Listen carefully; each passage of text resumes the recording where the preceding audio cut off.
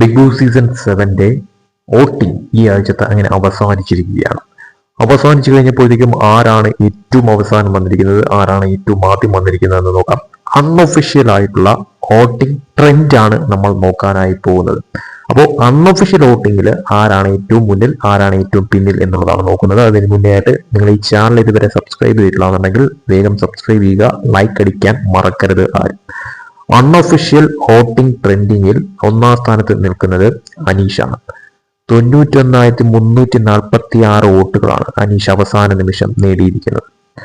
അനുമോളാണ് തൊട്ടു പിന്നിൽ നിൽക്കുന്ന വ്യക്തി എന്ന് പറയുന്നത്.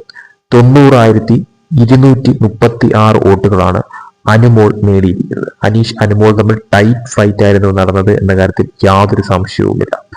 മൂന്നാം സ്ഥാനത്ത് നിൽക്കുന്നത് ഷാനവാസാണ്. 85,458 വോട്ടുകൾ. നെവിനാണ് ഇതിൽ നാലാം സ്ഥാനത്ത് നിൽക്കുന്നത്. 81,736 വോട്ടുകൾ. അഞ്ചാം സ്ഥാനത്ത് നിൽക്കുന്നത് ആതിരയാണ്. 81,558 വോട്ടുകൾ.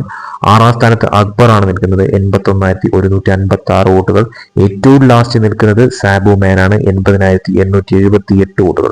ഇതില് 4 സ്ഥാനങ്ങൾ, അതായത് നെവിൻ, ആതിര, അക്ബർ, സാബു, ഇവർ 4 പേരും ഡേഞ്ചർ സോണിൽ തന്നെയാണ് എന്ന കാര്യത്തിൽ ഒരു സംശയവുമില്ല. കാരണം ഇവരുടെ വോട്ടിംഗ് ഡിഫറൻസ് വളരെ ചുരുങ്ങിയതാണ്.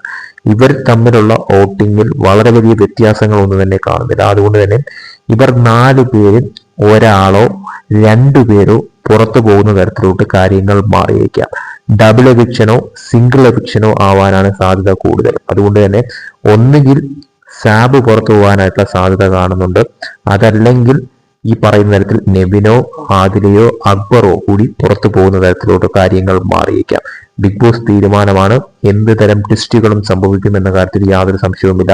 അത് മാത്രമല്ല അൺഒഫീഷ്യൽ വോട്ടിംഗ് ആണ് ഇതെന്ന് പറയുന്നത്. സോ എന്താണ് സംഭവിക്കാൻ പോകുന്നത് എന്നുള്ളത് കാത്തിരുന്ന് കാണേണ്ട കാര്യം തന്നെയാണ്. അതോടൊപ്പം തന്നെ ഡബിൾ എവിക്ഷൻ ആണോ സിംഗിൾ എവിക്ഷൻ ആണോ, എന്ത് തീരുമാനം ബിഗ് ബോസ് എടുക്കും എന്നുള്ളത് കാത്തിരുന്ന് കാണാം.